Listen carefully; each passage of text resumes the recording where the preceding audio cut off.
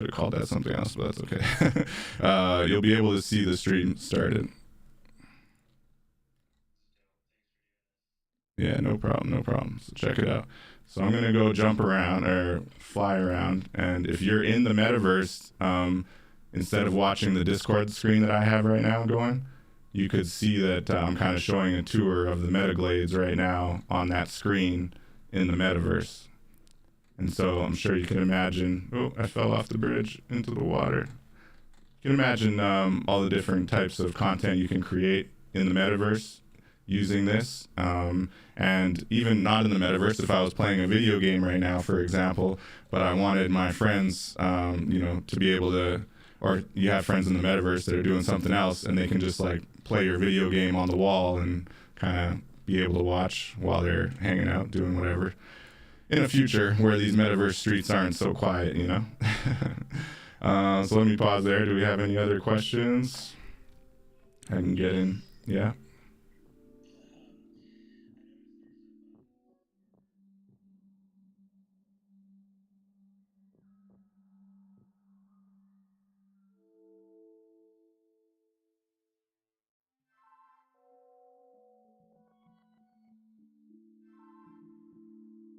Yeah, so the picture-in-picture is very much if you wanted something static, but studio mode is where you can see the different scenes. So right now I don't have a good example for it, but I'll show you what it looks like at least. It's just to jump between different scenes and cut kind of if you wanted to in transition. So you can do quick transitions.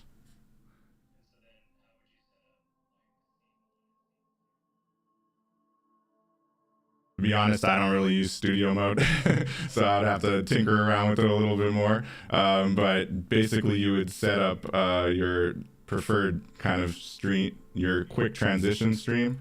So where you want to, which source you want to duplicate or you want to transition to, and you should be able.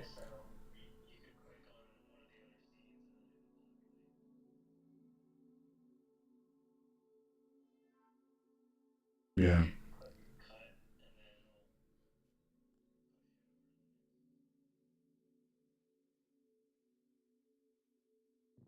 Yeah.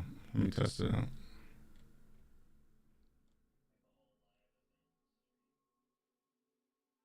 Essentially, like it's supposed to be so that you can actually cut it over and fade and have it a little bit more professionally, like kind of faded over. And if you want to jump from one scene to the next, you can kind of do that. And you can see what's happening on the one scene and how it would look when you jump into the next scene. And you can see what's happening on the one scene and how it would look when you jump in. Yeah, it's kind of cool. But again, I don't really use it. It's a little bit more production quality than I think is necessary. But definitely it could come in handy for sure, for sure. But yeah, that's studio mode for you if you want to do some professional transitioning. Any other questions? Yeah, that's studio mode for you if you want to do some professional transitioning. Any other questions?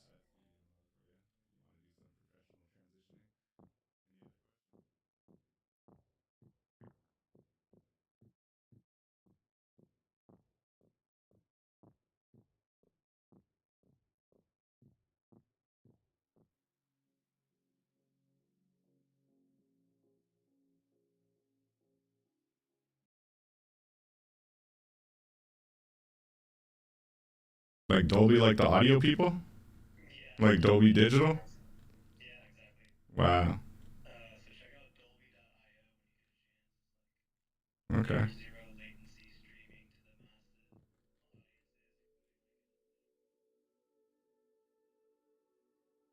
That sounds pretty crazy. Cool, cool. So that's just a quick example of how you jump into the metaverse and show it on a Twitch screen. I figure I had the access, I might as well show that. Any questions about the metaverse connection, about what we've done so far, about how we got to this place? So you load up your OBS asks you to connect to Twitch, you connect to your Twitch account. Once that's all synced up, you're adding in your sources, you're capturing your video through a video capture source. If you need to add audio separately, you can add an audio capture source.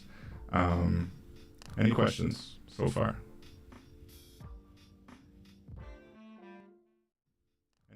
I added an extra audio source than I needed.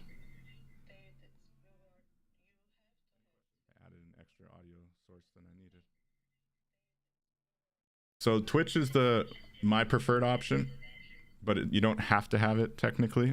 You can use even YouTube. It can go direct to YouTube. Restream.io is another one that's actually Restream is generally used to be able to stream to more than one at one time. But it can be used as a kind of filter as well because it has its own stream key. So let me get into the settings to your point, Bluebird.